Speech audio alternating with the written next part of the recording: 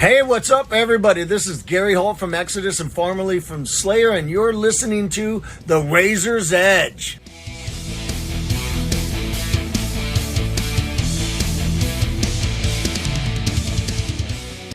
Hey everyone, it's Tag Team Affair as Jamie and Tom from the Razor's Edge join together, and we are joined today by a gentleman who's here to talk all about his band's brand new studio album, Seventh Son, available March 31st. It's the drummer from British metalcore legends Bury Tomorrow, Tony Adam Jackson. Hello, that's quite an introduction. Wow, thank you very much. You're more than welcome, sir. It's very much deserved. Awesome. How are you doing? Are we okay? Yeah, not too bad, thank you. So, how are you? Good. Yeah, very busy, a little bit stressed, but yeah, I'm doing okay. That's good. I'm sorry. I know you've got a lot going on, obviously, with the release being on Friday, and you've got all your little shows. You got the launch show in London on the 31st, and you're traveling for 4 days. So, no, I can totally understand that. Yeah, for sure. It's a bit busy time.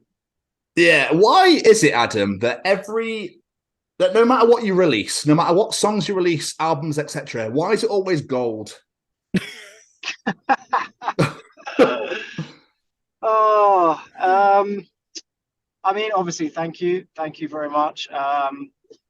It's yeah, I don't know. I think obviously we try really hard. We've been doing this a long time. We try and not put out anything that we don't think is good enough, that we ultimately really enjoy, and that we think other people are going to enjoy as well. Yeah.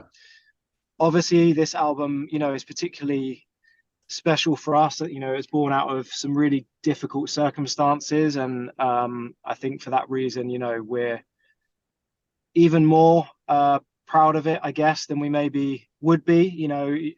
It doesn't matter what band you speak to, like they're always going to think the latest record is great, but we're really proud of it. We worked super hard trying to make the songs just as good as they could be. We worked harder than we've ever worked before, to be honest with you.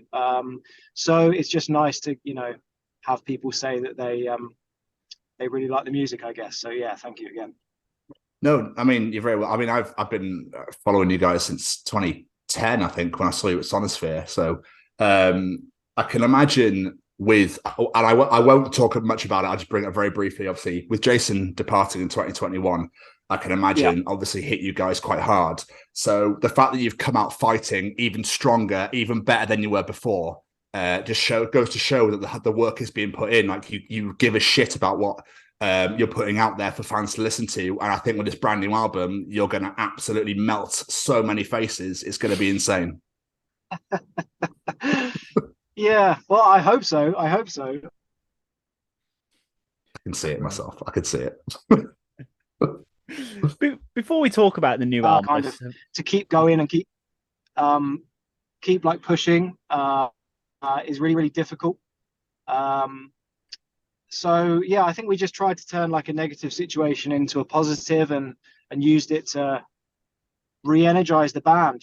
Like the reality is we hadn't been happy for a long time, and so we felt like we needed to make a change, and we made a change, but we knew that it wasn't guaranteed to bring our band more success. Like it was a risk, but it was a risk we felt like we had to take in order for there to be another Bury Tomorrow record, or at least a future for the band. So yeah, just really, really pleased we took the step. And I guess like with the album, and we certainly feel like you can hear that we're re-energized and happy, hopefully, in the music that's been created. So if people can hear that, then yeah, I mean, job done from our perspective.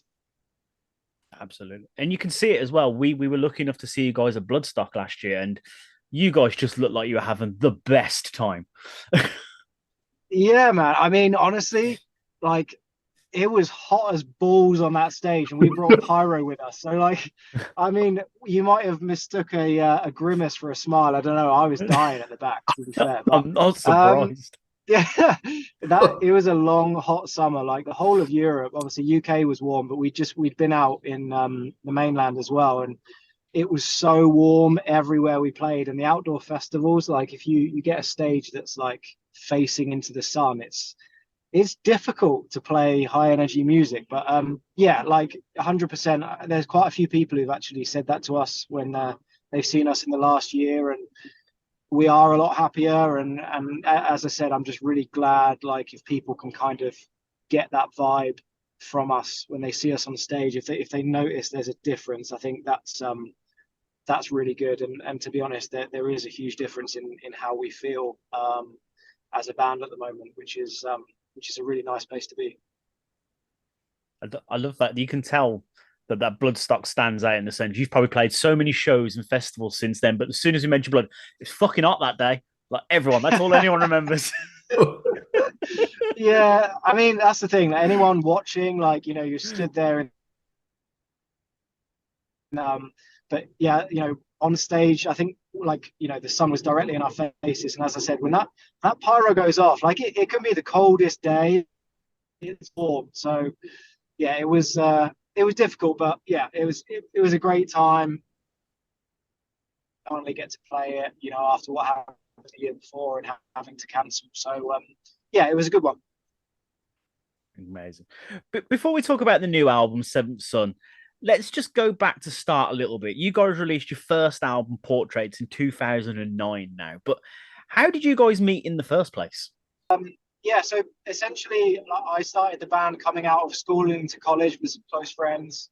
We started eventually playing local shows, and you know, one or two people decided to kind of move on. You know, didn't want to commit to things. We started to get more serious, and like I met Dav in a club in Southampton, and he joined on bass, and we started writing more of our own stuff. And he brought Dan in. A good friend of mine, Andy, who was the screamer at the time, he kind of just started moving towards writing. We did an EP, and then it was kind of moving towards our first album, Portraits. But obviously, there was a good few years of work in there, and you know, a few different members along the way. But as I said, up until Jace left, like, we had the lineup we had for many years. Dawson been a part of it for years since our third record. So yeah, it's been a bit of a process, a long old road, but yeah, it's cool to still be going, I guess. Absolutely. I mean, question: why can't you find Portraits on Spotify? It's to do with licensing from a label perspective. So nobody really, like, the rights to it essentially expired for the label that had it. Obviously, it was on Basic initially, and then it was bought out, and Artery had it. And then that license stuff, it's all expired now. So somebody does have the rights to it, but they essentially haven't done anything with it. So it's kind of out of our hands, which is a bit of a shame. Obviously, we'd love for it to be online for people to listen to. But yeah, you know, we're trying to get it back online, but it's not down to us. Well, that's rubbish. I'm sure you'll get there, though. Bloody music industry. I know, tell me about it. So, how long were you personally playing music before starting Bury Tomorrow? Oh, I mean, I literally bought a drum kit to start this band. So, like, this is all I know. Like, you know, I was learning how to play drums by tapping away on a pencil case in my maths lessons. Like, that's how we started, really. Yeah, literally, I tapped around on a kit at like college, and yeah, just decided to get a kit so we could start what became Bury Tomorrow. So it's a bit of a crazy story, but yeah, you know, never had a lesson in my life, never been in another band. This is all I really know. That's amazing. That is amazing. Yeah, it's pretty wild. And look at you now. Look at you now with the fucking 7th album coming out and just smashing them things to bits. Incredible. Yeah, it is what, and you know, I always really enjoy doing these kinds of interviews where you get to look back on how far you've come, and it's difficult to not lose perspective sometimes, but yeah, it's been an absolutely insane journey. But yeah, 7 albums in, there's not many bands that get the opportunity to do that, but also, you know, have the have the energy to do it. Like, you know, it's so difficult. It's really taken its toll over the years. I'm not going to lie. But yeah, really proud to have be on the cusp of releasing our 7th record and still be doing it and still be, you know, bigger than we've ever been before. So it's, yeah, it's a real achievement for us. I'm proud of myself and the rest of the guys for sticking at it. Lyrics wise, I don't know how much you're going to know about, obviously, Danny or Tom's writing, but does Danny do most of the writing or does Tom help out? No, it's really collaborative now. So obviously, Dan, you know, would kind of do a lot of his own bits. But he has a big hand in the overall writing as well. Like, you know, could be melodies or lyric ideas. But Tom is a really good lyricist, and he's really added to the band in a lot of ways. But lyrically as well, you know, I think Dan knows that he can leave Tom's parts to him, and the lyrics will be great. They work really well together. So yeah, it's very collaborative across the board, to be honest. They both have input into each other's parts in, you know, not just the lyrics, but how the parts go. But yeah, they work really well together. That's amazing. Love it. Obviously, this is the first record with new members of the band. Did having that new blood and new creative minds in the group making this album different to the others? Yeah, I think so. I think, as I touched on earlier, I think there's just they just brought a new energy. They brought a fresh energy. They brought fresh ideas. Ed's an incredible guitarist. He brought loads of cool song ideas. Like the title track "Seventh Son" is mostly his kind of framework musically. "Carcass King" is mostly his song. So he brought loads to the table to Dorse, which was really helpful. And Tom as well. Like, you know, Tom's a great singer. He can scream. His electronic writing is amazing. Lyrics, but he also, like, you know, he writes full songs. Like, he came to us with guitar parts as well, like structures for songs. He'd give Dorse kind of like ideas, and then Dorse would like beef it up, essentially, make it more BT, but be that, you know, attitudes, personalities, and also just actual like ideas. So we were very keen with this album to push ourselves in a way that we'd never done before. We knew it had to be bigger and better than it ever had been for people to give it a chance. So yeah, we just really tried to push ourselves and utilize those guys' abilities and influences to take the band to new heights, I guess. And I'm going to be honest, mission accomplished. So Yeah. every single track, I was just like, Jesus fucking Christ, I've done it again. Absolutely unbelievable. And I feel like there's some curveballs in there as well. There are some curveballs in that. I was a bit like, but I love it. It's great. I think this is going to go down very, very well. So let's talk about it, shall we? So the 7th Son is out this Friday, the 31st of March. Are you excited for it to come out, Adam? Yeah, so excited. I mean, honestly, it's been such a wait for us. Like, we finished in the studio like a year ago. So although it took, you know, a little bit to finalize with a mix and master, like, we've been done a long time. So it's really difficult for us to have been sat on it and just, you know, waiting for it to come out. So it's going to be a big relief. Obviously, we're really excited to be able to hear it. We're super proud of it, but yeah, just desperate to get it out and have people be able to digest it in whichever way they want to. But yeah, you know, we feel the same as far as, like, you know, we tried to do things that were BT, but, like, you know, just push new boundaries, I guess, which is really difficult 7 albums in, but we wanted to do some different things, and I really hope that people can hear that, because I think we're treading new water here as well, while still making it familiar in places. So yeah, I'm happy that you're stoked on it.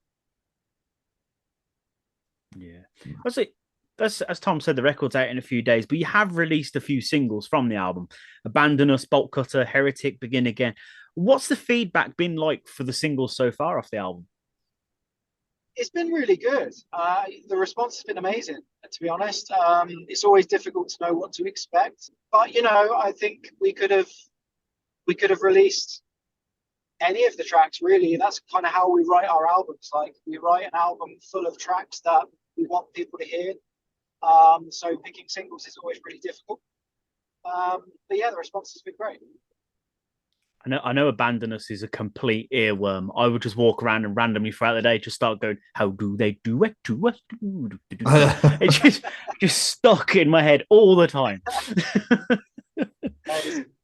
Yeah, I mean, like obviously when the guys write the vocal stuff, there's a real effort to try and have things, be instant, get them stuck in your head, be that, dance patterns or Tom's patterns. So yeah, I'm glad you think so. Are there any songs on the album that you haven't released that you're just like, I cannot wait for people to hear these songs?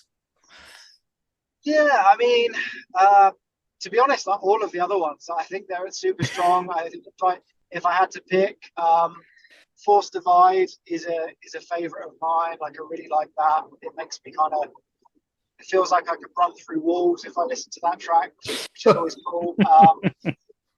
Track Care is great. Similar, it's got really heavy parts, but it's also got a really nice kind of brooding sense of melody to it. Tom and Dan work particularly well on that song. Majesty as well is like, it's a bit different. I think it throws you a big curveball at the end. So yeah, I mean, look, I'm really excited for the album in general, but that's 2 or 3 that I'm particularly stoked on. Yeah. I literally couldn't pick one at all. I like you said, I'd pick them all because they all have their own. They're all incredible in their own way. So you can't. I don't think you can. I mean, Bolt Cutter was my favorite single that you released. I think that's absolutely unbelievable. That chorus, I just can't stop dancing to it. But were Death Ever Colder and Life Paradise Denied ever meant to be a part of the record, or were they meant to be like standalone, to be like, by the way, guys, this is what we're bringing to the table now. This is what we sound like. Yeah, they were never meant to be part of it. They were written as kind of 2 separate sessions, as far as we were writing to get standalone tracks out, comeback songs, as you say. And then once we'd done those, we kind of moved on to, okay, let's write a record. So they were never supposed to be on it. I think, they could have been. Death is one of our favorite songs we've ever done. We're really, really proud of that song. And it's gone down really well. So there's quite a few people who are quite disappointed it's not on the album. But yeah, they were never supposed to be Life and Death. It was supposed to be like a standalone thing, kind of introducing the new era. So yeah, they were never going to be on it. But yeah, we like both songs all the same. Yeah, incredible. I was just going to say, comparing like the first album you came out with, Portraits, even Cannibal, how would you feel like you guys have grown as a band since that? New lessons you've learned along the way? I think, I don't know, we do it longer, we play more shows, we get, I guess, better at what we do in some respects. There's like an added clarity and focus as to where you want to go with each album. When we released Portraits, it was just like, okay, let's put all the songs we've written onto an album and write a few more and release it and see what happens. Like, we don't really know what you're doing at that stage, I guess. But, from there on, it becomes a little bit more focused.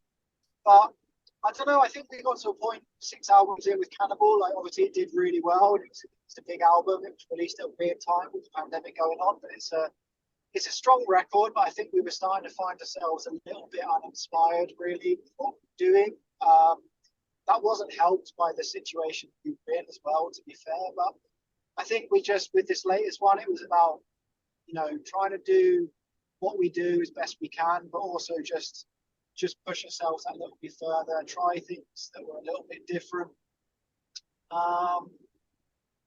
Yeah, you play to our strengths, but as I said, just take ourselves in new directions and utilize the natural difference in sound we're going to get.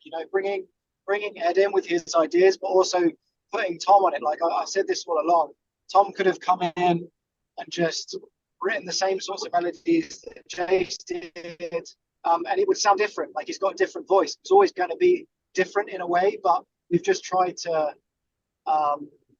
yeah, make things as good as they can be, but also just really make an effort for this to stand out as Bury Tomorrow is right now, and hopefully just introduce, um, open some more doors for us moving forward, I think.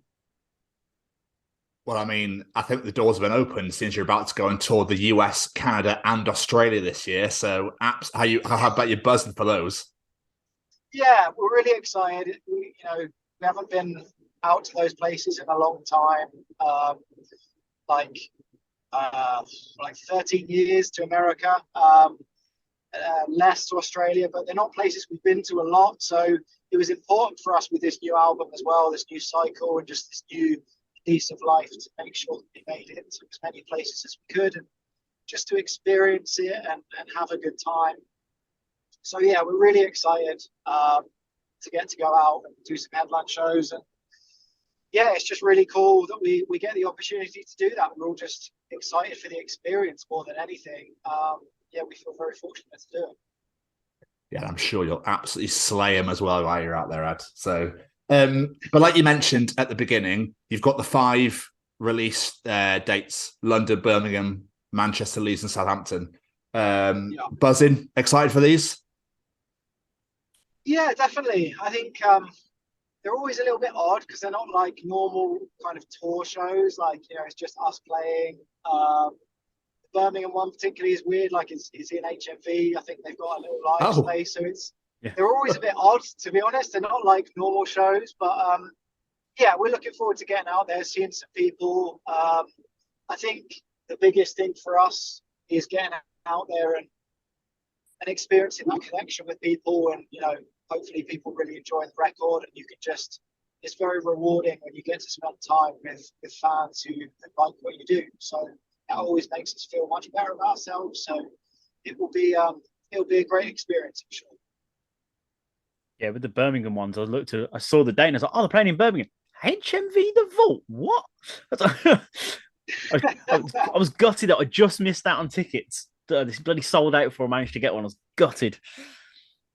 Yeah, man. But I mean, let me know. I can get you in. It's no problem.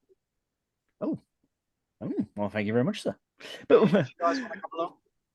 But where did the idea to do these small little intimate shows come from? I mean, I think it's a good promotional tool. Like, obviously, generally people need to kind of you can get in with just a ticket, but you can buy like really cheap album ticket bundles. So it's a good promotional thing for us. Sell a few more albums, but also just, as I said, get out and meet people and say hello and just kind of get on the campaign trail for a few days and just push the record. As I said, we're proud of it. We want to push it. We want people to hear it, and so we need to get out and put the work in to promote it. So yeah, that's what we're doing. Phenomenal. Amazing. Have you got any festival dates that you can talk about? Yeah, I mean, all of our festivals are announced now. We're not doing anything in the UK this year. Yeah, got it. Certainly, as things stand, like obviously we're doing While She Sleeps at Ali Pali. So Yes. to be honest, as part of doing that, we're not really allowed to do much else from an exclusivity clause wise. So yeah, that's our big UK show this year. But obviously we're doing some European festivals. Rock am Ring, Rock im Park in Germany are obviously huge. So that's going to be big moments for us. Our German shows are really going pretty crazy at the moment. So we're looking forward to that, but we're playing a bunch of others as well around Europe. And then, yeah, as I said, we've got those shows with While She Sleeps, which I'm also super excited about. Yeah, it's just fully deserved, Adam. I think, you've gone from strength to strength to strength with each record that you release. You can't put anything bad out. So, it's all deserved. Everything that you're getting given this year with America, with Canada, with Australia, with the While She Sleeps, with everything. I just want so much for you guys. I hope that this is the beginning of just like a major, like you continue the legacy basically that you've left with the previous 6, and now let's do 6 more. Let's do 10 more. Let's just, I don't know, man. I'm pretty tired, I can imagine. Oh dear. Now, as I said, I hope so. At the end of the day, mate, we've had an unbelievable career. This is this has got completely out of control from what it was supposed to be when I was tapping away on that pencil case in maths, you know. So I can't complain, whatever happens. But I'd be lying if I said we haven't got big aspirations. We want to be a big band. We always have done. We are, you know, a big band to some people, but we could also be bigger. So yeah, hopefully this record allows us to keep progressing. That's really our goal. I don't know what's going to come of it, but things are moving in the right direction. I guess that's what I can really say. Definitely. Just mentioning like the tour and stuff like that coming up, having now 7 albums, it must be a nightmare to pick a set list. Yeah, absolute carnage, to be honest. It's just frustrating because there's no way that you can please everyone. That's the thing. Like we're at the stage now where, you know, we could play for 2 hours and not fit everything in. And as I said to you, like I'm pretty tired, so we're not playing 2-hour sets hopefully anytime soon. But that's the kind of place that we're at with it, and especially going out on these promo shows. Like we had to ask HMV, for example, if we could have more time, because they would normally, for these in stores, they're like, oh, you know, play 20-25 minutes, that's cool. And we're like, people are going to be disappointed if we just do that. So, you know, it's hard. I think headline shows are the best chance we've got to play a good selection, but at the same time, you guys know how it is. We're promoting a new record. We want to play newer stuff. So yeah, it's difficult, but we'll just try and fit what we can in, and hopefully, regardless of what we play, people have a good time when they come to see us, really. I imagine Ed and Tom coming on board as well. They're like, must have been fans of the band beforehand. They're like, can we play this? I'd love to play this with you. Can we play this, please? Yeah, some of it. I mean, they're pretty flexible with what we do. Luckily, they're always well prepared. But I mean, yeah, there's just so many songs like we've never even played live, so it's difficult. But it's always interesting coming back to kind of practice and get ready for tours and trying to remember how the hell you play stuff, and also with the new album, like, you know, we're playing stuff live in the next few days that we've never played live before, and it's very different coming out of the studio. Like the studio is a really controlled environment. It's very different tracking in a studio to then getting on stage and playing those songs live. So it's a real process to get ready and learn how to play everything well. So we're just finalizing everything at the moment, but yeah, it's looking forward to getting out and just playing more of the new stuff live, and hopefully people enjoy it as much live as they have been on recording, I suppose. Phenomenal. As we start winding down now, I just wanted to add just a quick little question. Sometimes bands, when they're playing live, they like to have a little bit of fun and throw in like a cover song. So my question to you would be, if you were to give a song the BT treatment, which song would you love to just do your own little rendition of? Oh God. I mean, we've done a couple of covers over the years. You guys have probably heard. Yeah. I mean, you know, they have their place. I don't think we'd ever want to play them live. We did do our Live in La Vida Loca cover live once many years ago,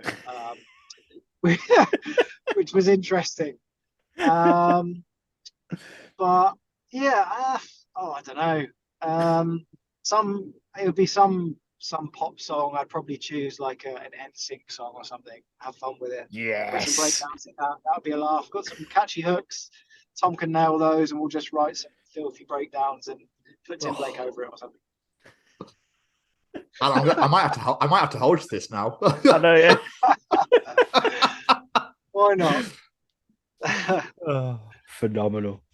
So before we let you guys go, like what's the rest of 2023 looking? Is it just touring now, or have you got anything else lined up?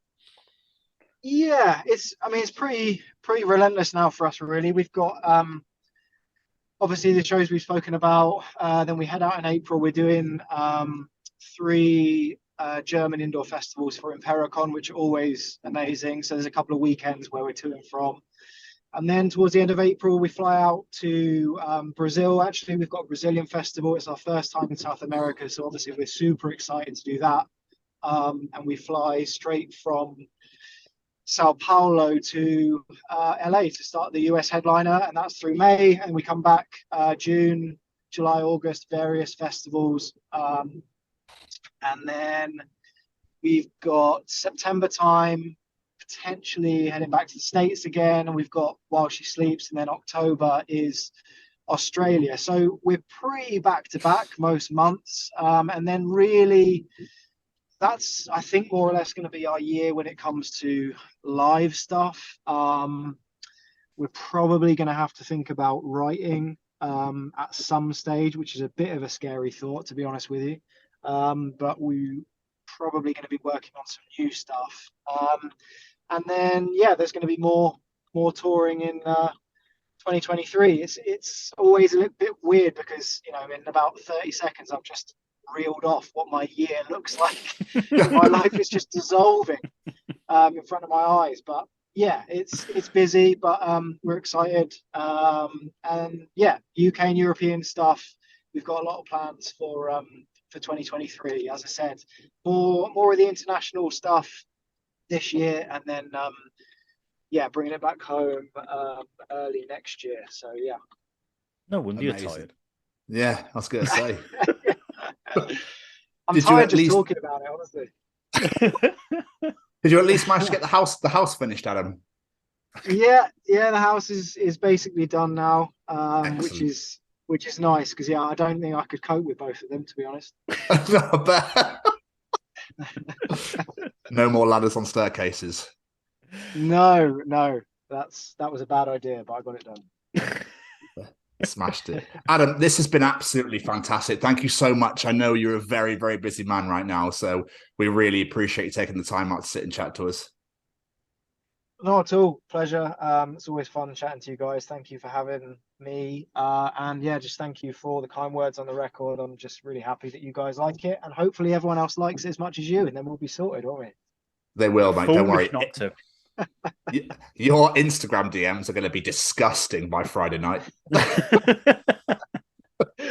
I hope so. Like, as I said, it's really difficult being like sat on it and kind of questioning whether anyone's going to like it. So, you know, to have it out and have people hopefully enjoying it, that makes all the stresses worthwhile. So, yeah, I very much hope I'm flooded with positive DMs. Yeah, you will be. Don't you worry. If not, I'll be fucking making sure. No, anyway. Yeah, maybe you can just send me a few yourself. Yeah, I will. Don't worry. I We will. will. Yeah. I was gonna say, Awesome. I'd say Carcass King made me feel things in my body I didn't know was possible to feel. So that song, this album is phenomenal, and I can't wait for people to hear it. Everyone is gonna love it. Awesome. Thank you. I really appreciate that. Adam, thank you so much. The Seventh Son is out Friday, 31st of March, and make sure you pick it up, listen to it, stream it, I don't know, bleed it, just whatever you need to do to get that album out there. Share it everywhere, guys. It'd be absolutely amazing. Adam, have a fantastic evening, sir. Thank you. And you guys, you take care. I'll see you soon.